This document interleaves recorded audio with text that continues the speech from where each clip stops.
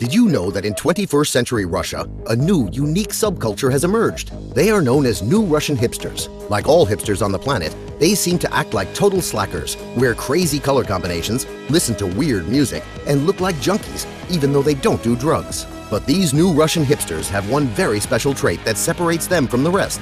They hate everything Russian. They'll learn any language except Russian. They don't read Russian books, they don't watch Russian TV, they don't sing Russian songs. It's a tragedy. But most importantly, Russian hipsters think Russian ads are completely lame.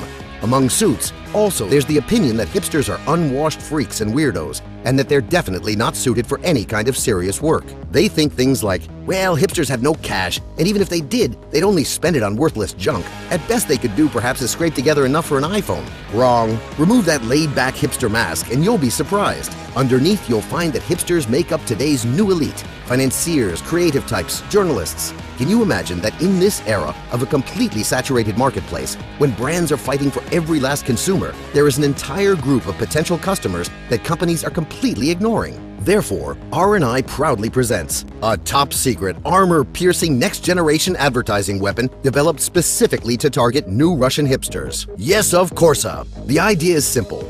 If you can't beat your opponent with strength, use your wits. If a Russian doesn't want to speak in Russian, speak to him in Swedish. If your target audience thinks ads are lame, make an ad that doesn't look like one. In 2011, a bunch of strange videos depicting the adventures of a stupid Swedish hipster went viral on the internet. The simple Swedish songs had Russian subtitles, but even without a translation, the meaning was clear. Whoever made this was stoned out of his mind. You can view these videos if you search for Yes of Corsa on YouTube. You won't be able to find any logic or sense in it because it wasn't made for you. It was made for hipsters. Sveriges hipster, schysstast, klokast I vår värld. Jag har en motorroller och annat mycket värt. Framåt nya äventyr, hälsar framtid och blir yr. Knattrar fram I solen på min väg mot polen.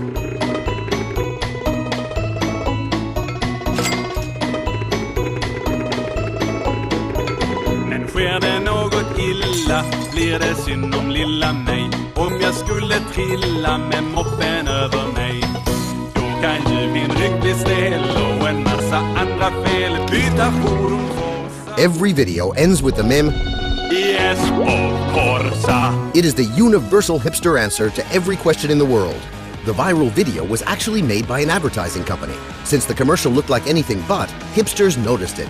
You bet they did. The video got tons of comments and hundreds of blogs linked to this mysterious Yes of Corsa. In only 1 month, the video got more than 1 million views. But that's not all. In addition to the videos, we've started a global TTL campaign and are getting to hipsters every way we can.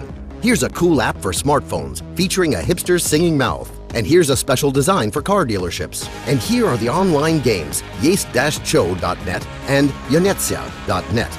And here is a huge BTL campaign, summoning hipsters to cover a Corsa with graffiti. And most importantly, we managed to gather together more than 1,000 hipsters. We created a special zone for them in the center of the city with their favorite games and entertainment, with performances by cutting-edge bands, and of course, test drives. Besides all that, for the complete rollout of the Yes of Corsa meme, we even opened up an entirely new channel of marketing communication, pirate product placement. We entered into a criminal deal with pirate translators who translate popular foreign TV shows and illegally upload them to the internet. In place of the word yes, they used Yes of Corsa.